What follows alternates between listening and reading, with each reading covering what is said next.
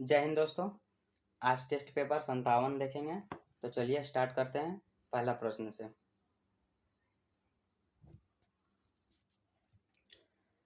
भारत के किस प्रांत में सर्वप्रथम राष्ट्रपति शासन लागू किया गया?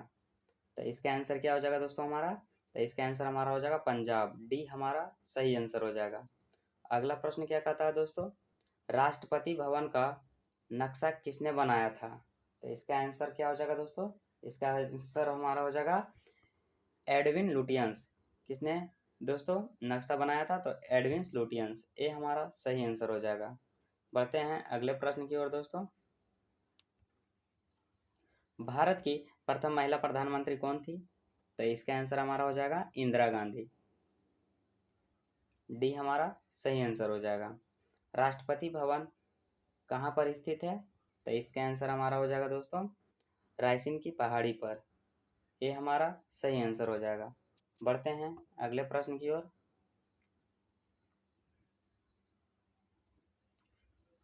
राष्ट्रपति शासन की न्यूनतम अवधि क्या है? तो इसका आंसर हमारा हो जाएगा 6 माह। कितना हो जाएगा दोस्तों? 6 माह। सी हमारा सही आंसर हो जाएगा। अगला प्रश्न क्या कहता है? वित्तीय आपातकाल की घोषणा किस अनुच्छेद के तहत की जाती है? तो इसका आंसर क्या हो जाएगा दोस्तों? अनुच्छेद 360। ये हमारा सही आंसर हो जाएगा दोस्तों। बढ़ते हैं अगले प्रश्न की ओर।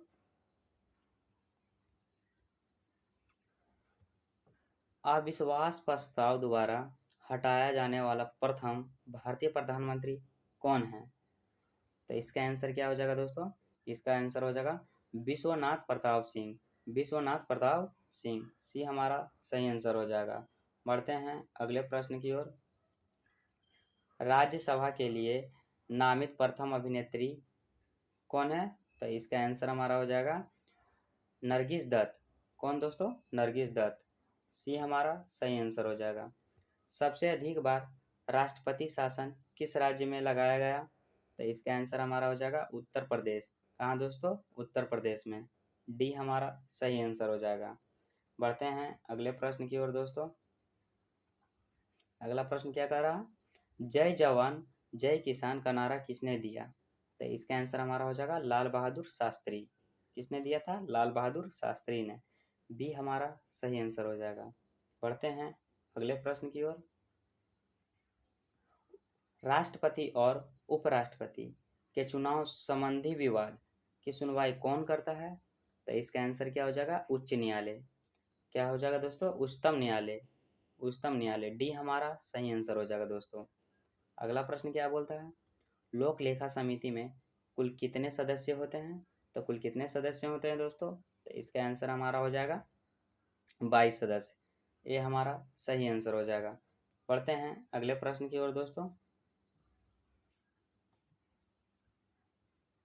एक मिनट दोस्तों। लोकसभा का चुनाव लड़ने के लिए कितनी जमानत राशि निश्चित की गई है? तो कितना किया गया है दोस्तों जमानत राशि निश्चित? तो इसका आंसर हमारा क्या हो जाएगा? तो इसका आंसर हमारा हो जाएगा 25,000। डी हमारा सही आंसर हो जाएगा। अगला प्रश्न क्या कहता है दोस्तों? राज्यसभा की पहली महिला महासचिव थी। तो कौन थी दोस्तों राज्यसभा की पहली महिला सचिव? तो इसका आंसर हमारा क्या हो जाएगा? BS रामा देवी। बी हमारा सही आंसर हो जाएगा दोस्तों। बढ़ते हैं अगले प्रश्न की ओर। राज्यसभा के लिए नामित प्रथम अभिनेता थे। तो इसका आंसर क्या हो जाएगा दोस्तों? पृथ्वीराज कपूर। क्या हो जाएगा दोस्तों? पृथ्वीराज कपूर। डी हमारा सही आंसर हो जाएगा। अगला प्रश्न क्या कहता है दोस्तों? लोकसभा में अधिकतम सदस्य संख्या कितनी हो सकती है?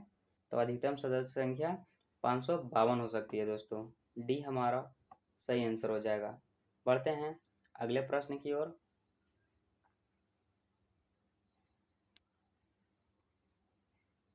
राज्यसभा में अधिकतम सदस्य संख्या कितनी हो सकती है?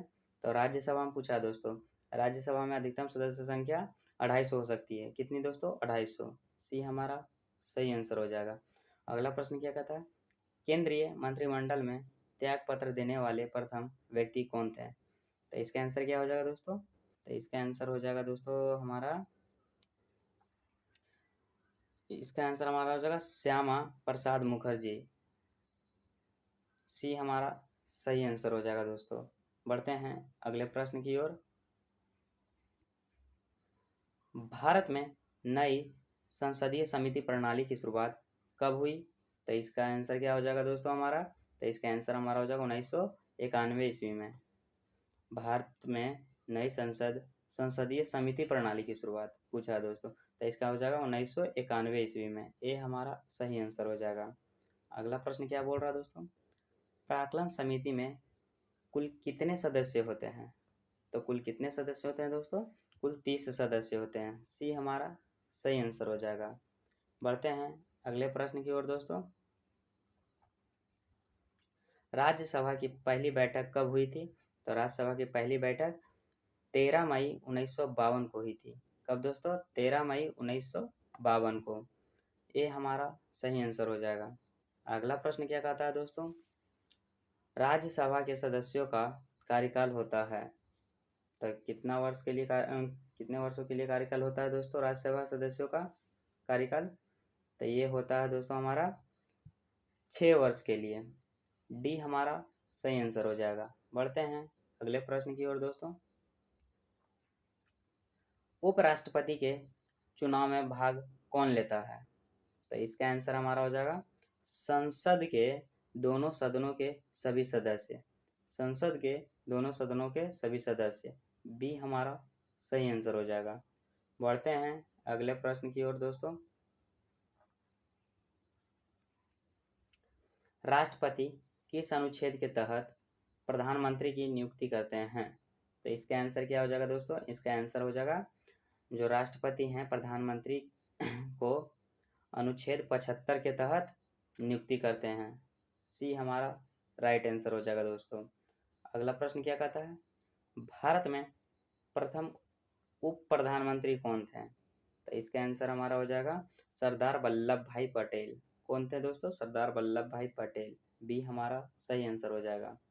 बढ़ते हैं अगले प्रश्न की ओर दोस्तों।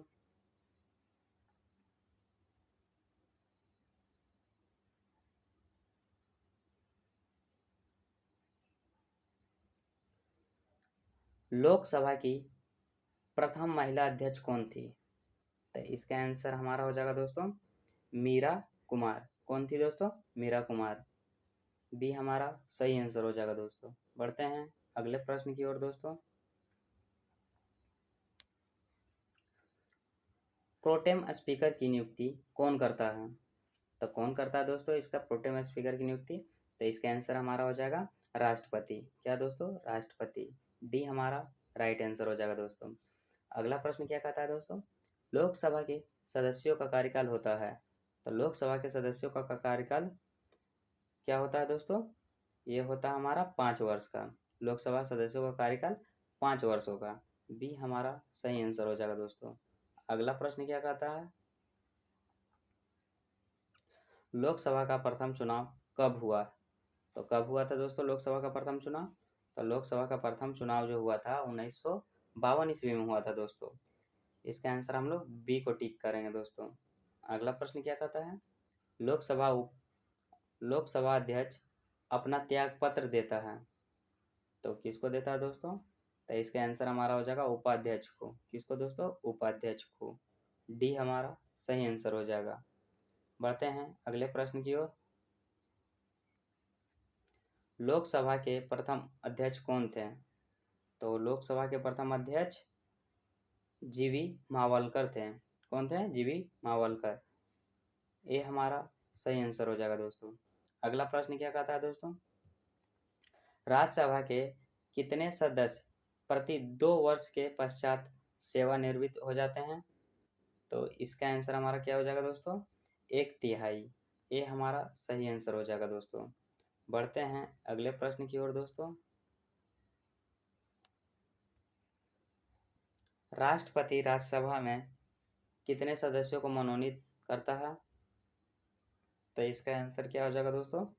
12 सदस्यों को मनोनीत करते हैं राष्ट्रपति। डी हमारा सही आंसर हो जाएगा।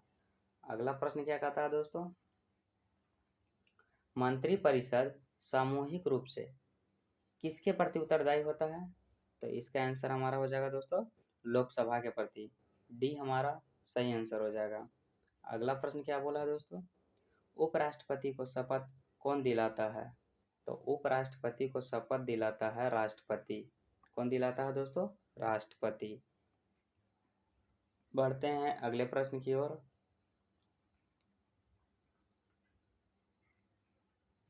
भारत में एक उपराष्ट्रपति होगा, इसका उल्लेख किस अनुच्छेद में है? तो इसका उल्लेख जो है अनुच्छेद 63 में है। सी हमारा सही आंसर हो जाएगा। अगला प्रश्न क्या कहता है? उपराष्ट्रपति अपना त्याग पत्र किसको सौंपता है? तो उपराष्ट्रपति अपना त्याग पत्र किसको सौंपते हैं? तो ये सौंपते हैं राष्ट्रपति को। ये हमारा सही आंसर हो जाएगा। बढ़ते हैं अगले प्रश्न की ओर। उपराष्ट्रपति का मासिक वेतन कितना है? तो उपराष्ट्रपति का मासिक वेतन 4 लाख रुपया है। सी हमारा सही आंसर हो जाएगा। बढ़ते हैं अगले प्रश्न की ओर। प्रधानमंत्री पद हेतु न्यूनतम आयु सीमा है। तो प्रधानमंत्री न्यूनतम आयु सीमा जो है वो हमारा 25 वर्ष है। क्या दोस्तों? 25 वर्ष। सी हमारा सही आंसर हो जाएगा। बढ़ते हैं अगले प्रश्न की ओर। राज्यसभा का पदेन अध्यक्ष कौन होता है? तो इसका आंसर हमारा क्या हो जाएगा? उपराष्ट्रपति। कौन हो जाएगा दोस्तों? उपराष्ट्रपति। बी हमारा सही आंसर हो जाएगा। इसी के साथ टेस्ट पेपर 57 भी समाप्त होता है दोस्तों। अगर आप पहले वाले टेस्ट पेपर नहीं देखे हैं तो जाके प्ले लिस्ट में जाके देख लें दोस्तों। और आपको अगर PDF और आंसर चाहिए तो हमारे टेलीग्राम से जुड़ जाएं। मिलते हैं अगले टेस्ट पेपर में, तब तक के लिए जय हिंद।